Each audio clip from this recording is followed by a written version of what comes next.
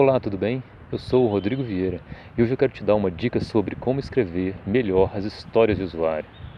E essa dica é o seguinte: escreva para um usuário de cada vez. E por que a gente quer escrever para um usuário de cada vez? Porque a gente quer histórias pequenas, mais simples e mais fáceis de implementar, mais fáceis de testar, mais fácil do seu usuário dizer se terminou ou não.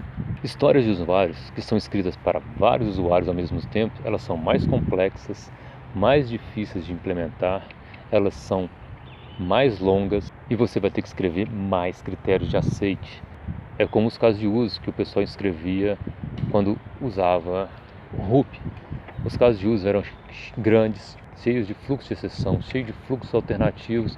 Isso tornava a implementação muito mais difícil, muito mais longa, com menos feedback para o desenvolvedor. E como que a gente escreve para um usuário de cada vez? A gente divide os usuários em papéis de usuários. Então, se eu quero escrever, vamos supor uma aplicação de comércio eletrônico, que é muito comum e todo mundo consegue visualizar. Você está buscando um produto numa loja, você está fazendo compras numa loja virtual. E vamos supor que você escreva uma história que quer dizer o seguinte: o usuário pode pesquisar pelas compras. Mas que usuário que é esse que a gente está falando aí? É o usuário que é o cliente da loja ou é o usuário que é o gestor do sistema? O gestor com certeza vai conseguir ver mais compras. Um gestor, um gerente da loja. Agora, o usuário só pode ver as suas compras.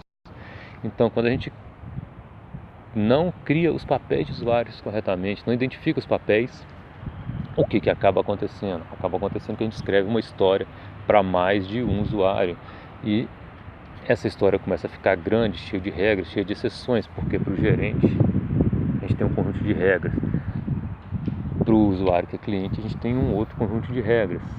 Mas veja que a gente pode, mesmo dentro do cliente, a gente pode começar a segmentar também, para deixar isso para um usuário realmente. Então pode ser que a gente tenha um cliente que chega lá todo dia, pode ser que tenha um cliente que compre uma vez por ano, ou pode ser um cara que nem é cliente ainda. A gente vai escrever histórias diferentes e fluxos diferentes para cada um desses tipos de clientes. Pode ser que é um cliente que só compra um determinado tipo de produto, que tem uma certa característica, que as compras dele são diferentes.